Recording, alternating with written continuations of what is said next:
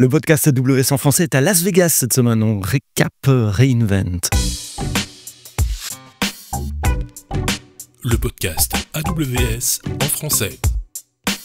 Sébastien Stormac. Bonjour, bienvenue dans le podcast AWS en français. Merci de nous écouter dans les bonnes applications de podcast avec des fidèles du podcast aujourd'hui, Chris Le Gall et Jules Mermet-Husson de Atem. On vous a déjà retrouvé plein de fois, 2 fois en 2023, je crois que c'est la 2e fois en 2024. 5e est gratuit, hein. On vous fait une petite carte, on fait un tampon à chaque fois. On reviendra. Alors je dis toujours qu'on croise les gens dans les couloirs de la conférence, c'est pas vrai, on avait organisé quand même avant et c'était prévu. Vous assistez à la conférence quasiment tous les ans, enfin ça fait de longues années qu'on se voit ici, on s'est déjà vu dans l'avion aussi. Qu'est-ce que vous retenez de Reinvent 2024 en sachant qu'on enregistre ce podcast le mercredi matin, heure de Las Vegas? Bonjour à tous. Alors moi, ce que je retiens, c'est quelque chose qu'on voit pas forcément dans les streaming vidéo des sessions de Reinvent. Ça s'appelle des workshops. Donc en fait, vous pouvez voir ça comme un TP qui dure 2 heures. Et donc vous avez des exercices à faire. Donc c'est vraiment de la manip, du hands-on, qui nous permet justement d'utiliser des services et pas juste d'être passivement en train d'écouter une conférence. Ah oui, on doit s'asseoir, ouvrir son laptop, on reçoit des instructions. On reçoit un environnement cloud, on peut déployer des choses, débugger des choses. Exactement. Et en fait, ce qui est bien, c'est qu'il y en a énormément de ces workshops. Et il y a peut-être une dizaine de personnes d'AWS qui sont là pour nous aider. Donc, on est peut-être une centaine dans la salle.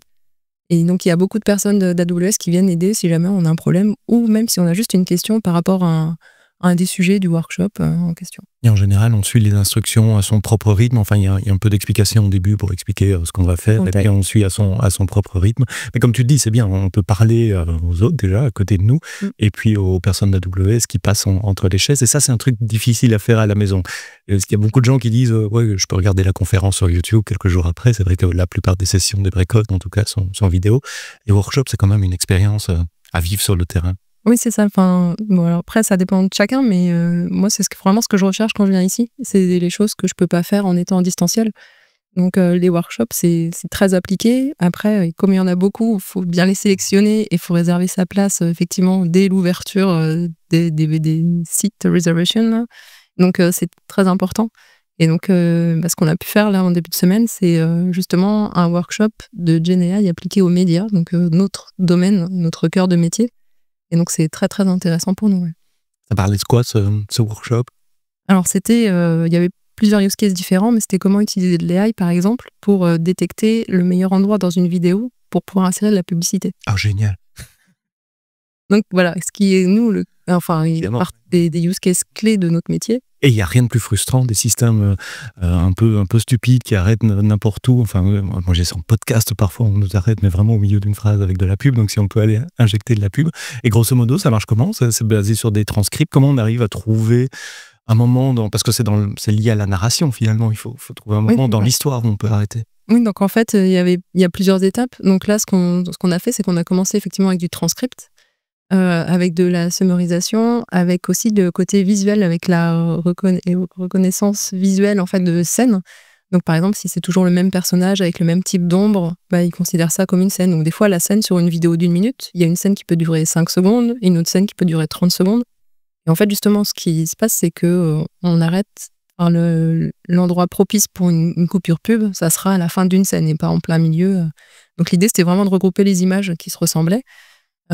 Pour pouvoir en créer une scène et de pouvoir insérer de la pub après ou avant. Tout ça en utilisant des services, des briques de base AWS, comme un Lego qu'on assemble. Exactement, ouais, c'était vraiment ça. Et donc, nous, use case très très concret pour nous et qui nous a permis en effectivement moins de 2 heures de workshop de pouvoir construire un use case d'insertion de publicité. Est-ce que tu es arrivé au bout? Parce qu'une des critiques que j'ai parfois sur les workshops, c'est qu'il y a trop de contenu et on n'a pas le temps en 2 heures d'aller au bout. C'est vrai, on n'a pas forcément le temps d'aller au bout. Après, là, ce qui était très bien structuré, c'est qu'en fait, il y avait 4 use cases différents qu'on pouvait faire pendant le workshop.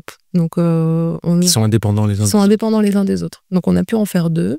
Et après, le guide est partagé. Donc, on peut aussi finir de travailler à la maison. Oui, puis les workshops sont sur workshop.aws. En tout cas, certains, pas tous, mais il y en a beaucoup qui sont sur workshop.aws qu'on peut faire à la maison. Mais il y a un truc que tu n'as pas quand tu es à la maison, c'est le temps, souvent. Ici, tu as bloqué ton temps pour ça. C'est qu'on n'aura pas des mails, ton laptop est ouvert, mais tu n'es pas dérangé. Les 9 heures de décalage aident un petit peu, donc c'est très bien. Donc ça, c'est une bonne expérience, en tout cas, les workshops sur Reinvent. Jules, même question. Moi, donc, ce que je retiens, c'est les annonces d'AWS cette semaine avec l'ajout de nouveaux services qui facilitent en fait l'utilisation d'AWS et du cloud, parce que c'est vrai que de par la construction, d'AWS qui a beaucoup d'avantages, entre autres pour la résilience avec la séparation par région, etc., ou même les services qui sont très customisables. Ça offre beaucoup de possibilités, mais c'est vrai que ça peut être pas forcément très accessible pour des gens qui veulent débuter et démarrer avec ces technologies. Donc, une des premières annonces, moi, qui m'a vraiment intéressé, c'est EKS Automode. Donc, EKS qui est le service managé pour Kubernetes. Et jusqu'à maintenant, donc, il fallait tout manager un peu soi-même. Le control plane était managé par AWS. Et là, avec EKS Automode, donc, il rajoute un nouveau niveau en fait, de management côté AWS. Donc, AWS va gérer automatiquement les upgrades, les différents add-ons, le scaling, etc. Donc, ce qui va vraiment rendre beaucoup plus accessible en fait Kubernetes et faciliter son utilisation. Juste pour bien comprendre, avec EKS normal, le control plane Kubernetes est managé, mais nous, en tant que client, qu'utilisateur, on doit donner une infrastructure à disposition où le control plane peut aller déployer ses containers, ses pods. Et donc, tu dois démarrer des EC2, créer un VPC avant ça, créer ton load balancer, configurer l'autoscaling, etc. Et ça, c'était la responsabilité du client. Et avec Automode, c'est EKS qui gère ça pour toi? C'est ça, EKS va vraiment aider en fait pour manager tous ces éléments qui avant donc étaient managés par le client et le client devait être sûr donc chaque élément qui déployait était bien à jour. Alors il y avait déjà l'ajout des add-ons dans EKS qui avait été annoncé, je ne sais plus si c'est l'année dernière ou il y a 2 ans, qui déjà permettait de donner un peu plus de responsabilité en tout cas côté AWS, mais là on va vraiment un pas plus loin. Et je pense que c'est quelque chose qui va être très intéressant. Alors après, nous, il faudra qu'on étudie un peu plus en détail parce que c'est vrai que quand on a des cas d'utilisation qui sont un petit peu avancés, où on a besoin vraiment d'optimiser les performances de manière très précise, je ne sais pas si ça pourra rentrer dans ce cadre de ce nouveau service qui est de plus en plus managé. Mais en tout cas, une annonce très intéressante et qui donne, je pense, des bonnes perspectives. Enfin, en tout cas, ça montre la direction dans laquelle AWS va, de faciliter et rendre de plus en plus accessible en fait, l'infrastructure. Mais je vais me faire l'avocat du diable. Il n'y a pas déjà un truc qui s'appelle EKS Fargate, ou c'est en serverless, et je dis juste, déploie des pods là-bas, et il crée toute l'infrastructure pour moi, et je n'ai pas à m'en occuper. Donc c'est quoi la différence? C'est vrai que Fargate, donc, avec du serverless, donc on ne se préoccupe pas du tout du compute. Après, ça a certaines limitations. Là, ça a l'air d'être un petit peu un service qui est au milieu. Alors, en effet, il va falloir qu'on regarde pour voir où est exactement la frontière. Mais finalement, il y avait quand même un assez gros écart entre Fargate et le mode de déploiement classique de EKS. Soit je gère tout moi-même, soit tu fais tout, mais il n'y a pas au milieu. Voilà, il n'y a pas de chose au milieu. Alors que là, on a l'air d'avoir quand même encore accès au compute, aux instances EC2, de pouvoir appliquer des optimisations. Par exemple, nous, dans notre cas de transcoding vidéo, on a besoin d'appliquer des optimisations kernel ou des choses comme ça. Oui, sur Fargate, c'est pas possible. Vous prenez les machines standards et c'est à prendre ou à laisser, quoi. Tandis que là, vous avez encore la main sur des réglages réseau, vous pouvez connecter aux machines, appliquer. Ok, je comprends. Donc c'est vraiment entre les deux, ça permet de garder certains réglages disponibles, mais sans devoir gérer entièrement la configuration. Donc ça s'appelle EKS Automode. Il y a un blog post d'ailleurs qui a été écrit par mon collègue Chani de Corée. Et je crois que c'était annoncé dimanche. Ça fait partie de la cohorte d'annonces dimanche.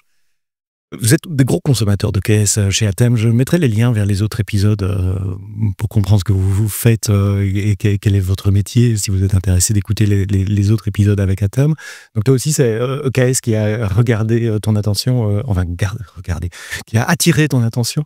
Oui, comme tu dis, souvent tu proposes dans tes podcasts des sujets qui sont biaisés. De la même manière, nous aussi, c'est biaisé. C'est ce qu'on disait en préparant cet épisode. On n'a pas les mêmes biais, donc ça ouvre l'horizon.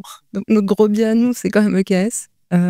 Donc oui, dans les autres annonces qu'on a trouvé intéressantes sur EKS, c'est le côté hybride node. Donc ça s'appelle EKS hybride node, il me semble. Et donc le concept, c'est effectivement de pouvoir avoir un cluster Kubernetes EKS qui est déployé dans la région AWS et d'y associer des nœuds qui sont, eux, on-prem ou ailleurs. ou dans un autre cloud, ou chez AWS, mais dans un autre compte peut-être, enfin une infrastructure distincte et séparée. C'est un use case que vous pouvez mettre en pratique pour vos clients? Oui, tout à fait. En fait, on a des use cases dans l'enregistrement vidéo notamment, où on enregistre les 3, 4, 7 premiers jours on-prem, parce que c'est ce qu'il y a de plus consommé, et donc ça évite les coûts d'égresse. Et par contre, comme c'est enregistré en 24/7 pendant des années, le long tail, lui, est plus dans AWS. Tu parles d'enregistrement vidéo pour ceux qui ne connaissent pas Atem ou qui n'ont pas écouté le podcast, et c'est bien normal, vous ne pouvez pas tout écouter.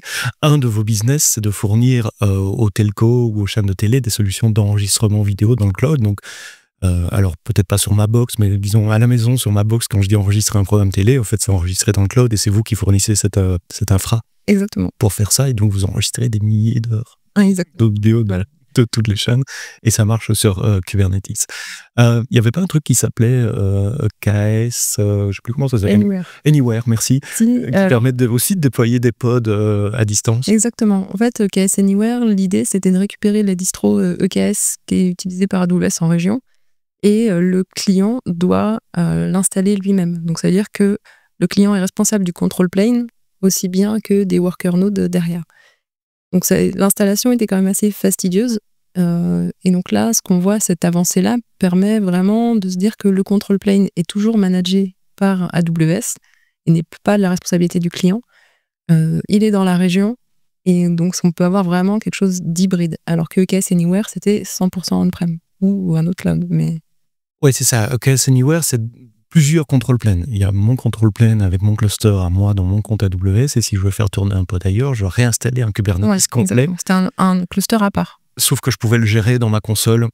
Oui. Et avec l'API, CloudFormation, etc.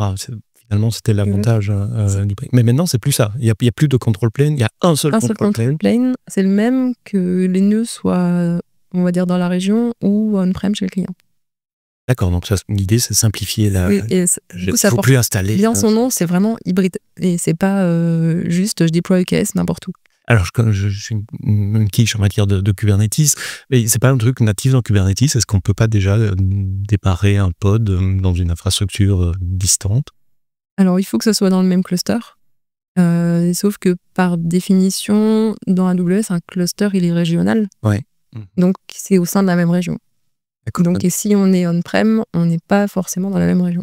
D'accord. Et donc ici, ça ouvre des possibilités de multi-régions sur AWS, voire de multi-cloud. Voir jusqu'où ça va. Ou de on-prem.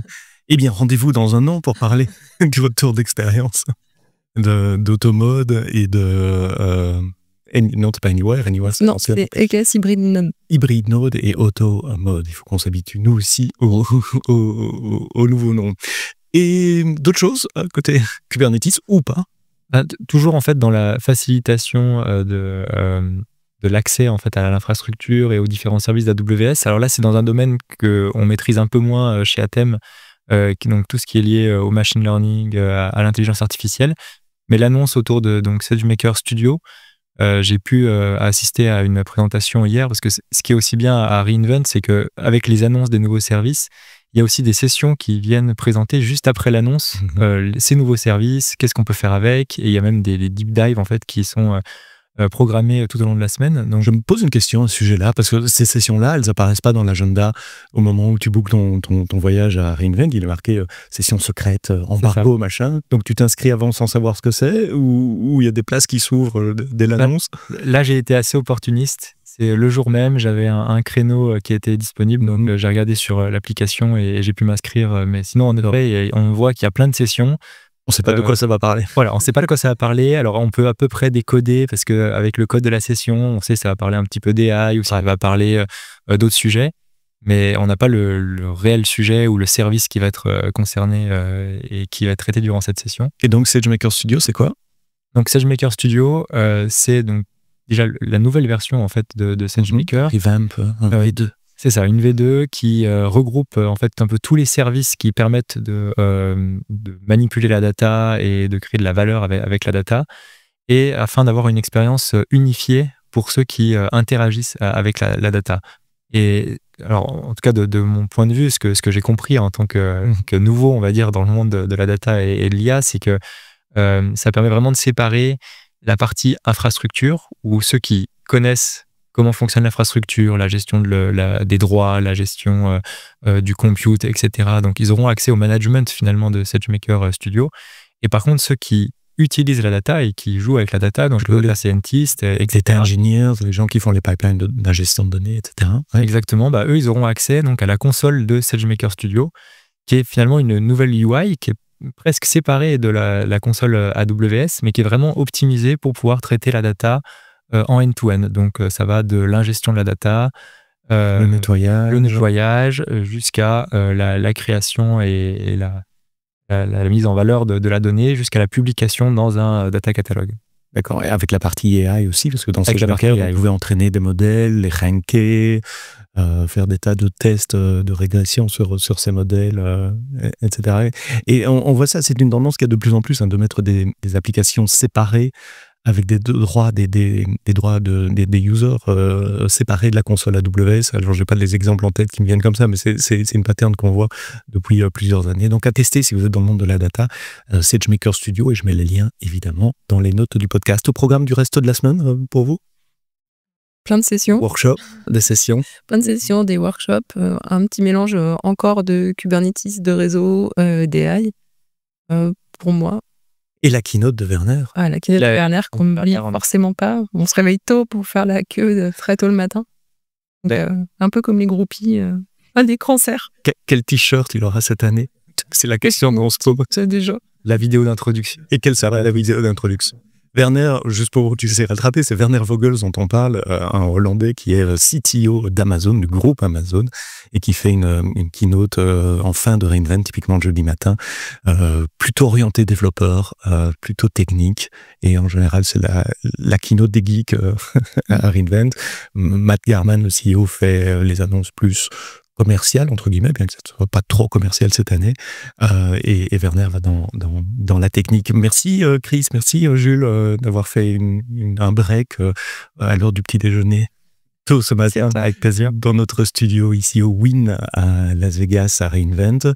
Ça clôture déjà nos récaps. Moi, je parlerai encore un peu de ce qui va se passer dans la keynote de Werner jeudi, mais le prochain épisode, a priori, ça sera la semaine prochaine, vendredi. On retourne sur un rythme normal de publication et on parlera de Graviton et de migration vers Graviton 4 avec Arthur Petitpierre. Merci d'avoir écouté ce podcast en français jusqu'au bout et quoi que vous codiez, codez-le bien.